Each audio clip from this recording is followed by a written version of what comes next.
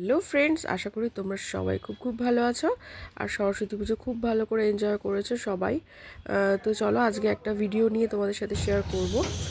তো এটা হচ্ছে কালকের ভিডিও। কালকে ইভিনিংয়ে আমি ধরো 8টা নাগাদ একটু বেরিয়েছিলাম, সায়নের সাথে বেরিয়েছিলাম অনেক দিন পর। অনেক দিন ধরে না প্ল্যান হচ্ছিল যে বেরোবো, সময় আর অ্যাডজাস্ট হচ্ছিল না। তো কালকে ছুটির দিনও ছিল, 26 তারিখ ছিল, যাদের ছুটি ছিল আর ও ফ্রি ছিল। তো সেই কারণে একটু বেরিয়ে পড়েছিলাম। গেছিলাম হচ্ছে বেনফিশের ক্যাফেটেরিয়াতে। তো দেখো কি লাইট সুন্দর, কিন্তু ক্যাফেটেরিয়াটা বেশ সুন্দর লাগছিল আর অনেক লোকজন ছিল, বেশ ভিড় ছিল। যেহেতু ছুটির দিন, ইভিনিংয়ে তো ভিড় হবেই, খুব স্বাভাবিক। তো সেখান থেকে কাউন্টারে আমি একটা টোকেন নিয়ে নিলাম, ফিশ ফ্রাই আর ফ্রেঞ্চ ফ্রাইস। তারপরে কিছুক্ষণ বাদে কাউন্টার যে টোকেন নাম্বারটা দিয়েছিল সেটা দিয়ে কল করলো। এখানে দেখো ফ্রেঞ্চ ফ্রাইজ আর ফিশ ফ্রাই নিয়ে নিয়েছিলাম, চাও অর্ডার দিয়ে এসেছিলাম, আবার চাটা নিতে গেছিলাম।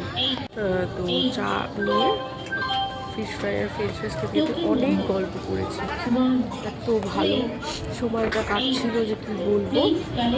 ছোটোবেলাকার বন্ধুরা তো সবসময় ভালোই হয়, আর এই বয়সে এসেও যে এত সুন্দর বন্ধুত্ব হবে আমি তো বিলিভই করতে পারতাম না যদি সায়নের সাথে না আলাপ হতো। তো প্রায় ধরো 2.5 বছর বা 3 বছর একটু বন্ধুত্ব আমাদের আলাপ হয়েছে।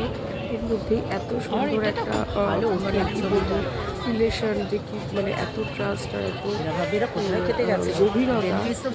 মানে সত্যি না ওর মতো মানুষের সঙ্গে আলাপ না হলে আমি বুঝতেই পারতাম না। তো এই দেখো এখানে আমরা খুব ভালো করে এনজয় করছি আমাদের ইভিনিং স্ন্যাক্স আর চা। ও চা খেতে ভালোবাসে, তো বললো চা খাবে, আমিও এক চা নিয়ে নিলাম। চাটা কিন্তু অসাধারণ খেতে ছিল, অদ্ভুত একটা এসেন্স ছিল, এটা আমার ভীষণ ভালো লাগছিল। এর মধ্যে না একটা হালকা মতো ভ্যানিলা এসেন্স পাচ্ছিলাম চায়ের সঙ্গে, তো ওটা আমার ভীষণ ভালো লেগেছে। তো বাড়িতে এসে বললাম যে এত সুন্দর চাটা বানিয়েছিল, তো তারপরে না খুব মকটেল খাওয়ার ইচ্ছা হলো। তো সেই কারণে একটা ব্লু লাগুন আর একটা গ্রিন অ্যাপেল সোডা নিয়ে নিলাম। তো সেটা খেয়ে বেশ গল্প করে আড্ডা মেরে সুন্দর সময় কাটিয়ে বাড়ি ফেরার পালা। তো বাড়ি ফেরার পথে না তালাপোত্তার প্যান্ডেলটা পড়েছিল সরস্বতী পুজোর, বিশাল বড় পুজো করেছে, সরস্বতী ঠাকুর হয়। তো আমি জানতামই না সত্যি কথা। তো সায়নরা আগে দেখে এসছে, তো আমাকে বললো চলো যাবে, আমি বললাম হ্যাঁ নিশ্চয়ই যাবো। আমি তো জানতামই না এত বড় সরস্বতী পুজো হয়। তো সেই কারণে টালাপ্রত্যয় প্যান্ডেল ঠাকুর প্রতিমা দেখার জন্য ওখানে চলে গেছিলাম। আর এই দেখো কি বিশাল সুন্দর করেছে প্রতিমা, প্যান্ডেল, চারদিকে অ্যাম্বিয়েন্সটা ভীষণ সুন্দর ছিল।